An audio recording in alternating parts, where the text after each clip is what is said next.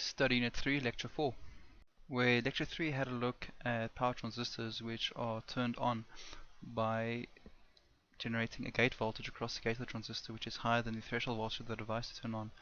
A thyristor works by injecting a current into the gate of the device such that the device turns on. So in this basic example here, the thyristor, which in this case is referred to as a silicon controlled rectifier, is forward biased across the PN junction with an external current source which will inject a current into the gate which will be used to turn the device on and allow conduction, IA current, to flow.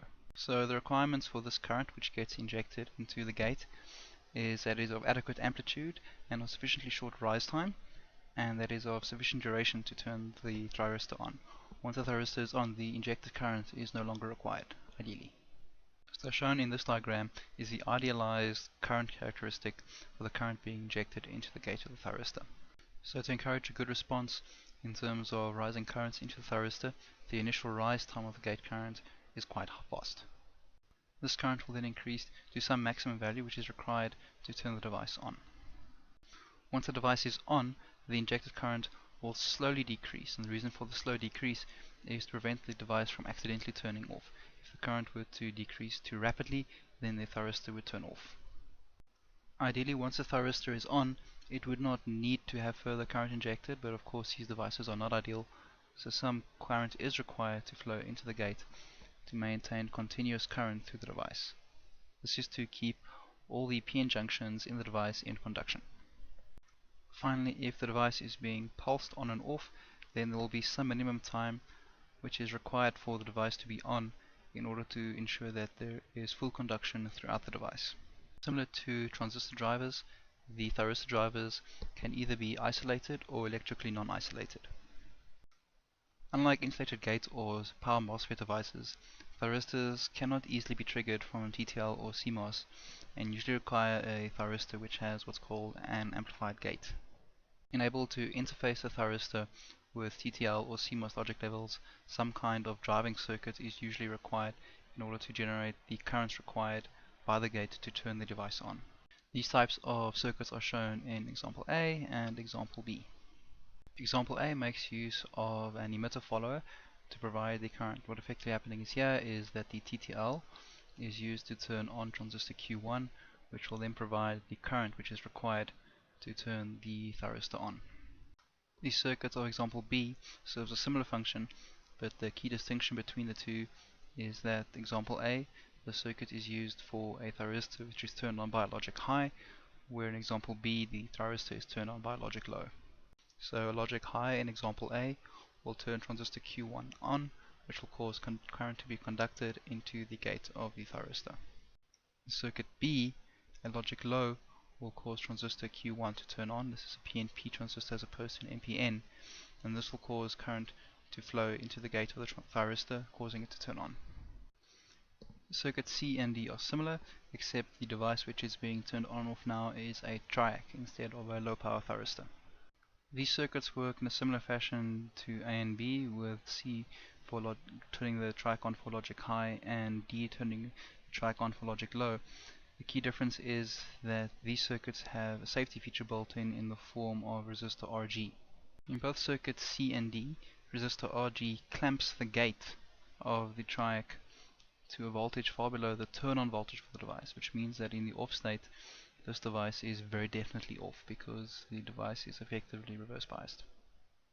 The reason this resistor is required is because the triac will turn on with bidirectional current into or out of the gate. Thus, to stop the device from turning on in the presence of a bidirectional current, a grounding resistor is used to ground the gate. Circuits E and F show electrically isolated circuits. So circuit E makes use of an optocoupler to electrically isolate the switching control circuitry from the triac circuitry, and circuit F makes use of a transformer. The optocoupler circuit is simple enough. An optical signal will cause a current to flow in this circuit. The magnitude of the current is determined by resistor RG, and RG will be selected so that the current is proportional enough to turn on the triac. Specifically in circuit E, a opto-controlled silicon controlled rectifier is used to generate the gate current required to turn the triac on. An advantage of using the optically coupled SCR is that the current which flows through the SCR is unidirectional, so this provides good control over the on and off state of the triac. Circuit F once again makes use of a pulse transformer circuit to electrically decouple the SCR from the triggering circuit. Transformers are inductive elements, which means that in this case the diodes DZ and the normal diode DT serve the purpose to induce current decay in the transformer. The reason why current decay is encouraged is to prevent saturation in the device. In other words, the idea is to cause the current to decay to prevent the first primary coil of the transformer saturating and essentially becoming a short. The purpose of resistor R2 over here is to limit the current being induced in the secondary coil of the transformer. This current limiting transformer could also be in the primary coil, but having it in the secondary coil results in improved response in the SCR due to rapid changes in the input current at its gate. Finally, the purpose of this diode in secondary is to prevent any sort of reverse voltages forming across the SCR's gate. In layman's terms, what this simply means is that the induced current in the transformer in the secondary coil will only flow in one direction, which is determined by the diode DR. To illustrate the application of thyristors and triacs, we'll quickly have a look at three different circuit types. The first two would be for a vacuum cleaner suction controller and a lamp dimmer.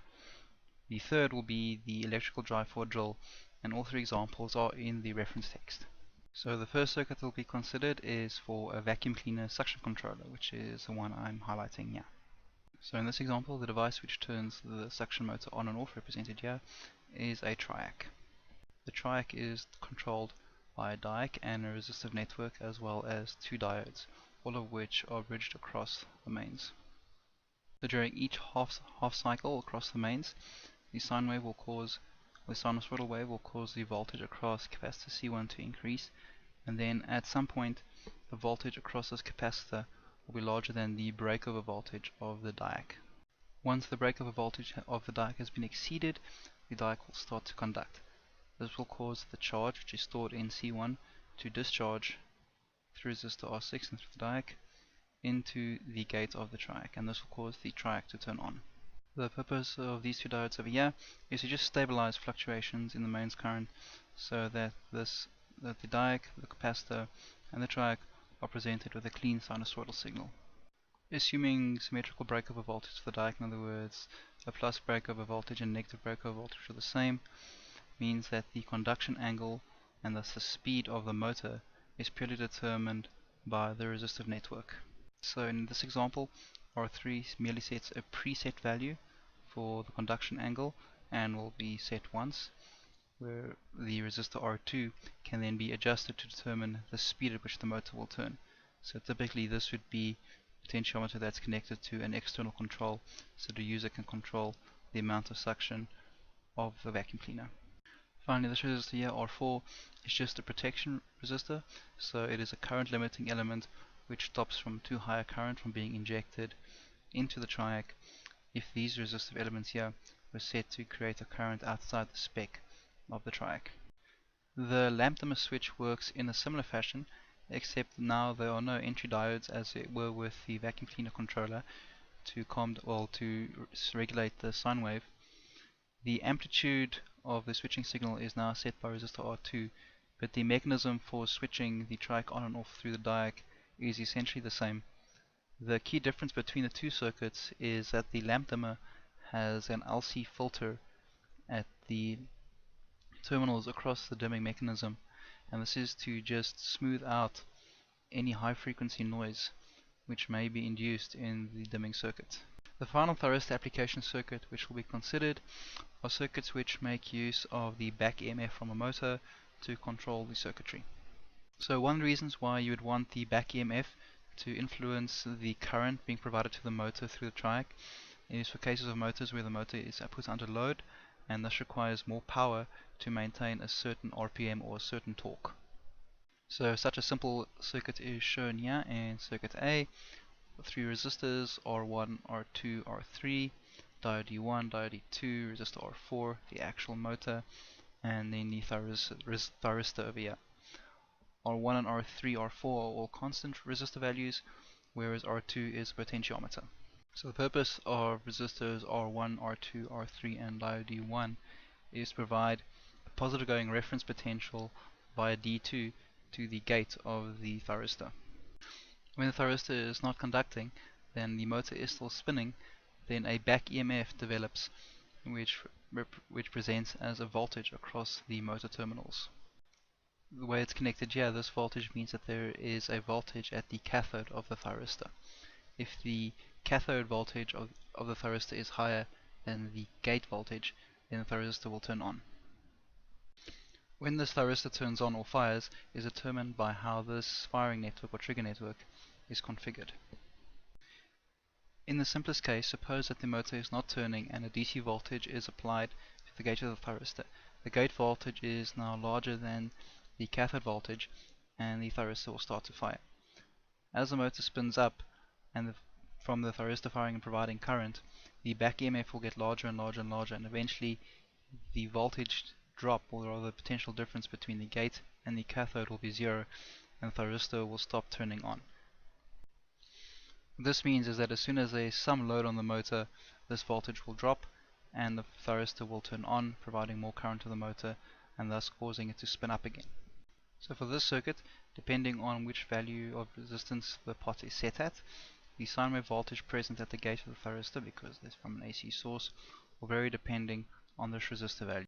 In this type of network, the voltage potential across the gate of the thyristor is at a maximum at 90 degrees during the sinusoidal switching cycle. The problem with this is that when the motor is under load and turning slowly, the motor operation will not be very smooth because a firing angle will need to be higher than 90 degrees to compensate for the load on the motor.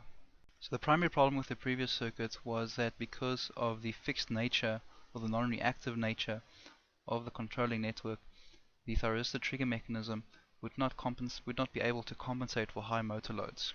The basic circuit can be augmented to introduce a phase shift into the triggering network to cause the thyristor to fire at a higher conduction angle, or rather higher triggering angle, and thus provide the motor with current for a longer period of time when the motor is under load. In the first example, the diode D1 has been flipped over and there's been an additional capacitor C1 added in parallel to diode D1. The purpose of the diode is to clamp the voltage to zero across the capacitor during the negative sinusoidal cycle. Now the reactive element here from the capacitor causes a delay or phase shift in the positive AC cycle, which causes a positive tendency towards a higher firing angle in the thyristor. The extent of this delay can once again be set by adjusting the resistance of potentiometer R2. If the value of R2 is decreased, then the switching cycle or the switching waveform at the gate of the thyristor will start to approach that of the non-reactive network. The problem with this circuit is that it still starts at zero when it needs to fire the thyristor. This needs to be remedied and can be remedied in the final circuit by introducing a new network which allows for the voltage across the gate of the thyristor to be ramped up very quickly in the entire conduction cycle. This allows the final network to have good performance at low speeds with high loads as well as high speeds with high loads, because it maintains an almost ideal transfer characteristic at the gate of the thyristor. Because the final network ramps up the voltage of the thyristor gate up much faster than the others, this network will have good performance at low speeds and high loads, as well as high speeds with high loads, because the firing angle is ramped up to over 135 degrees where the motor performs well. In the previous example, C1 was discharged during the negative half cycle, but in this circuit over here, C1 is charged full during the positive half cycle and allowed to discharge during the negative half cycle. The less this capacitor discharges, the higher the starting voltage at the gate of the thyristor is with each progressive cycle. So as can be seen here, by decreasing the value of R2, the starting value at the gate of the thyristor will increase at the start of the cycle. And that concludes this lecture. Students are, however, encouraged to read the reference material regarding the circuit design on how to do the detailed design for these types of motor control circuits.